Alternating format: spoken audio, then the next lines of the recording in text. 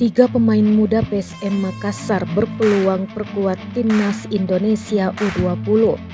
Garuda Muda dalam waktu dekat akan berlaga di kompetisi Piala Asia U20 2023. Turnamen tertinggi sepak bola Asia untuk kelompok usia U20 akan berlangsung pada 1 hingga 18 Maret 2023. Pelatih timnas Indonesia, Sintayong, telah menjadwalkan untuk menggelar pemusatan latihan pada 1 Februari 2023.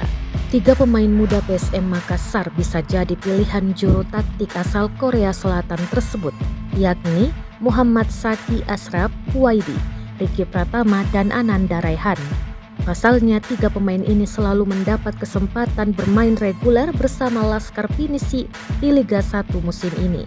Tentu ini menjadi modal berharga bagi Saki, Ricky, dan Ananda bermain di timnas U20. Lantaran semakin banyak menit bermain diberikan, mereka bisa mengembangkan dan mematangkan potensi yang dimiliki.